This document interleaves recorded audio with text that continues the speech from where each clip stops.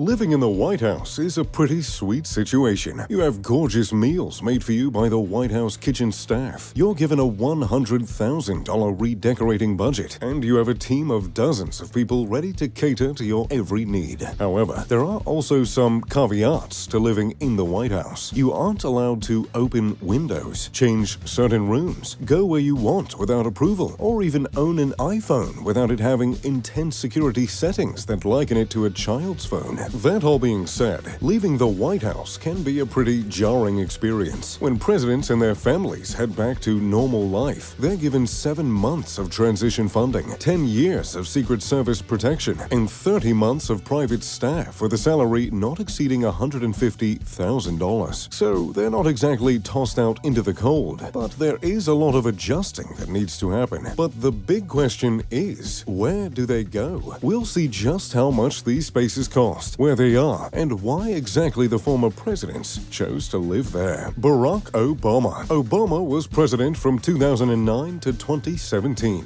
and he was very vocal about his living plans after his presidency. Though many expected him to return to Chicago, Obama instead decided to stay in D.C. to allow his youngest daughter, Sasha, to finish her schooling, rather than purchasing a property outright, even though he definitely could afford it. Michelle and Barack decided to lease a home in the upscale neighborhood of Kalorama. And by home, I mean mansion. The 8,200 square foot home mansion has 9 bedrooms, 8.5 bathrooms, and is worth $6.2 million.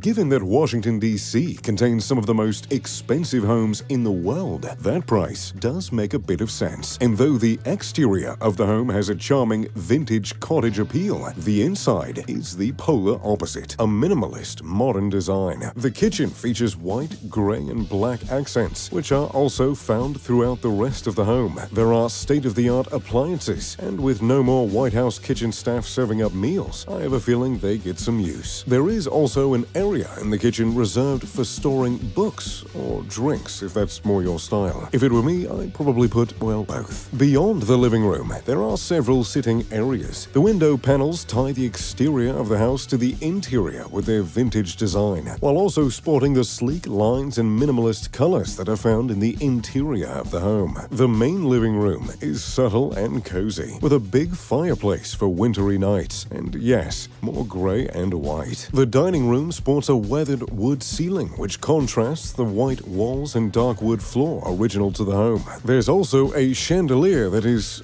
sure to turn heads. The bathroom has perhaps the most ambitious choice of all, a busy black and white wallpaper with a black, white, and gray tile floor. It's a bit hard to imagine the former president doing his business here, but I suppose I probably shouldn't be trying to imagine that anyway. There's an upstairs living room that's perfect for curling up and watching movies, and a room that can be used for morning workouts and morning reads. The master bedroom has vintage windows and sleek minimalist feels. Off the bedroom, however, you'll find a rather loud walk-in closet. Outside, there's a large courtyard and backyard with plenty of room to lounge, relax, and soak up the sun. George W. Bush. George W. Bush was president from 2001 to 2009, where he received some of the highest and, well, lowest approval ratings out of any president in history. Through it all, Bush wasn't subtle about his country roots, so it made sense that upon leaving office, he headed back to his home state of Texas. Known as Prairie Chapel Ranch, his ranch home 25 miles west of Waco was actually a staple during his presidency. Visitors included Vladimir Putin, Saudi King Abdullah, Angela Merkel, Tony Blair, Spanish King Juan Carlos, and Israeli Prime Minister Ariel Sharon, as well as several other prominent world leaders. After his presidency, George retired to the ranch to recuperate and relax, and it's easy to see why. Set on 1,600 acres, the ranch has a 40-mile network of bike and horse riding trails. The property has 3 miles of frontage along a river, as well as a 22-acre man-made pond that President Bush had filled with fish. At over 17 feet deep, the pond is a great place to head out on the skippy and wet a line. There's also a large grove on the property as well. The 4-bedroom, 4,000 square foot home on the property was made to have easy access and views outside, with floor-to-ceiling windows and doors that lead outside in almost every room. A 10-foot porch encircles the house, with a tin roof that allows allows Bush and his family to enjoy the porch even when it rains. In addition to the main home, there is also a guest house and a garage southwest of the main house on the property. The complex also includes a helicopter hangar, which is not exactly common in your average ranch. Bill Clinton. Bill Clinton was president from 1993 to 2001, with a bit of trouble in between those years. He lived in government-provided housing for nearly 18 years by the time he stepped out of the Oval Office, meaning the transition back to normal life was pretty dramatic for him. Luckily, he had some pretty nice digs to look forward to. At 15 Old House Lane in Chappaqua, New York, the Clintons bought a 5,232 square foot home for $1.7 million, though it's estimated to be worth a lot more today. The 11-room colonial sits on 1.1 acres and is surrounded by a large white fence with a small gatehouse. There is a lush front yard that encompasses the classic New England-style home. In the backyard, there's a detached red shed and garage as well. The Clintons are very private about their home, so the last time the public saw it, it had quite a bit of 90s flair. And although I had a great time in the 90s, I can do without it in my house. The home has a nice dining room and a cozy study with a large library. The house is decorated with items from his presidency and his travels around the world, including items from Africa, Asia, and the Pacific Islands. Of course, one house isn't enough when you have the money from 2 political careers. Bill also purchased a home in Washington, D.C., in an area known as Embassy Row, back in 2000 when Hillary ran for senator. The Georgian-style home is 5,500 square feet on a tree-lined lot that is a little over a third of an acre. Inside, you'll find 7 bedrooms and 5 baths, with several living spaces to choose from. However, the outside may be the most incredible part of the home. The backyard has a large pool and sun-lounging area surrounded by flowers and trees, providing privacy and seclusion. Upon purchasing the home, the Clintons added a solarium so they can unwind and relax in the sun. The home features curved doorways and bright colors, which really contrasts their mansion in New York. There's a formal dining room with bold walls and furniture, a family room with a large bookshelf, and a room that's used for informal meetings. So, there you have it, the homes of former presidents. What do you guys think? Which president is living the most lavish? Let me know in the comments down below. If you enjoyed the video, make sure to leave a like and subscribe. Oh, and turn on post notifications. As always, I'm Mr. Luxury. Pip pip to doodly doo.